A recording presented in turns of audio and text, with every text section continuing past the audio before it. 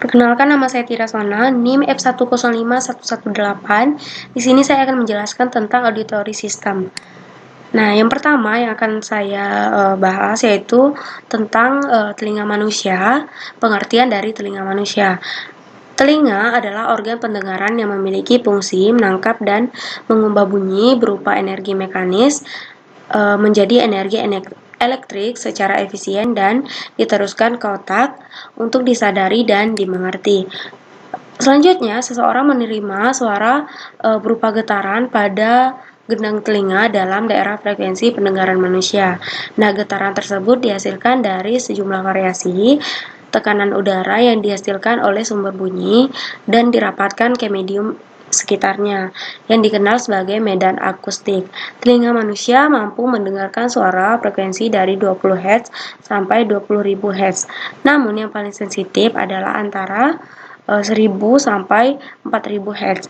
Suara pria dalam percakapan normal sekitar 120 Hz, sedangkan wanita mencapai 120 Hz. Kemudian yang selanjutnya ada proses terjadinya pendengaran pada manusia. Nah, cara kerja telinga ini, suara masuk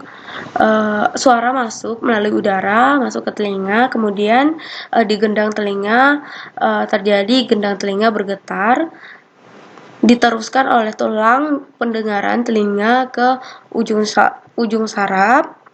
Setelah di ujung saraf disampaikan ke otak agar diolah sehingga kita dapat mendengar.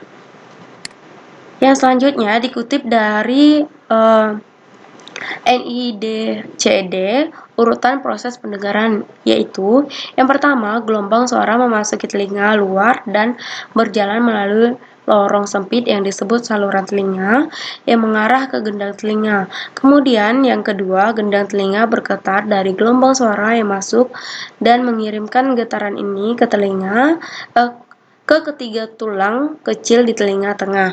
Kemudian yang ketiga, tulang di telinga tengah memperkuat dan meningkatkan getaran suara dan mengirimkan ke koklea.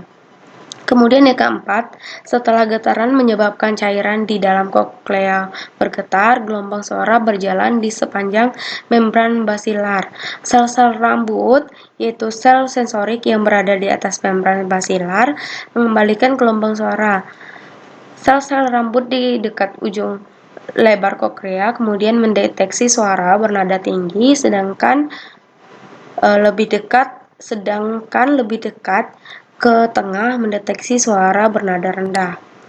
Kemudian yang kelima, saat sel rambut bergerak, komponen seperti rambut yang sangat kecil dikenal dengan stereocilia yang bertengger di atas sel-sel rambut menabrak struktur dan lengkungan di atasnya. Ini menyebabkan stereocilia terbuka, kemudian bahan kimia masuk ke dalam sel dan menciptakan sinyal listrik.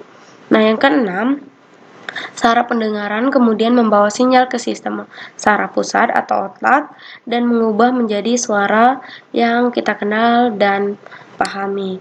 Kemudian ada proses pendengaran dan sistem fisika. Proses pendengaran pada manusia, resonansi frekuensi tinggi di membran basilaris terjadi dekat basis dan resonansi frekuensi rendah terjadi dekat apeks. Sel rambut dalam yang mengubah gaya mekanik suara menjadi impuls listrik pendengaran atau potensial aksi yang menyampaikan pesan pendengaran ke korteks cerebri. Sekian penjelasan dari saya. Mohon maaf jika banyak kekurangan. Atas perhatiannya saya ucapkan terima kasih.